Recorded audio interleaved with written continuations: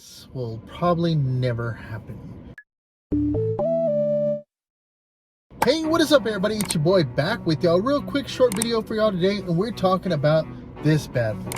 Yes, a couple of months ago I made a video talking about the PlayStation 2 Mini, and I gave my opinion, and that's what I'm going to be doing today, talking about the Xbox Mini and my top 5 reasons why it shouldn't be made, or possibly not ever going to be made. But I ain't going to say it ain't. It could happen. It could happen. It could happen, and I could be totally wrong.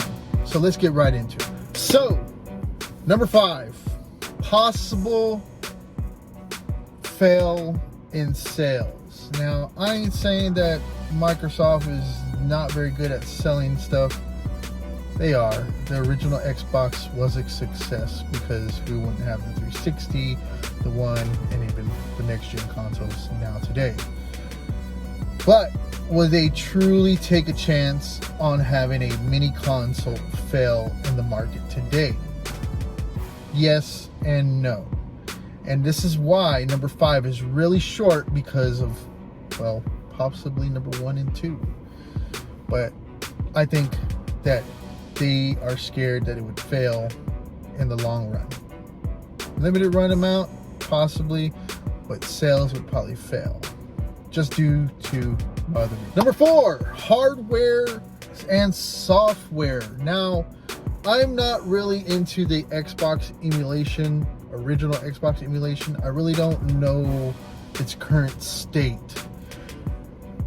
With that being said, I know it does take pretty good PC to get it to run. I think there is even some mobile phones that get it to run okay, but most likely there is not any kind of single board computer or single board custom board like they made for the Nintendo Classic and the SNES Classic out there that could possibly run original Xbox games. I don't even think the Pi 4 can do that. So that would be my number 4 reason why the Xbox Mini probably would never happen. Alright, so number 3 is kind of connected to the other ones. Yes, price is one thing that has always been on people's mind when it comes to these mini systems. We saw the NES Classic, I don't remember, I think it was like $60, and then the Super Nintendo Classic was $80, and there was differences. Now, NES Classic came with only one controller, and that was probably the cheapest that we'll ever see a mini console.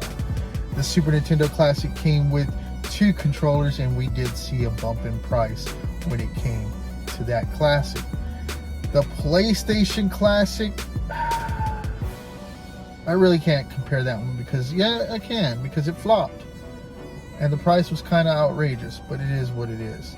So let's talk about it price wise. I'm saying if this was ever to come to light, you're possibly looking at a $200 system. Now, this also goes with my number 5 reason why it would probably never be a success, because of its price. Now, the reason why I'm giving you a $200 price tag is also because it goes with my number 4 reason, hardware and software, and that comes down to the size of the internal memory. I know, should have broken down with the other ones, but I want to make the connection between all of them. 32 gigs, 64 gigs, enough to hold at least 15 to 20 games. I ain't gonna say the games, all original Xbox titles. If you're an Xbox fan, you know which titles you would want. I'm saying 15 to 20. Most Xbox games back in the day, I think, ran at least over 1 gig. I don't remember. But 32, 64 gigs at a $200 price tag because of hardware and stuff like that. Let's get on to number 2.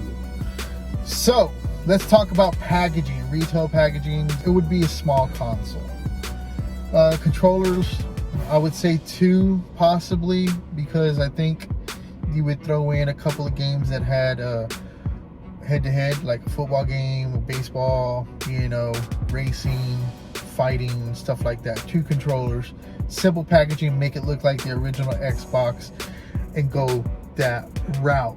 That would probably be something really hard to do, because honestly, those would have to be some big controllers. So we're also looking at big packaging. This also would probably bump up the price to that $200 mark. That's another reason why I'm saying this console would never happen, because of packaging and retail and size. It's not looking good.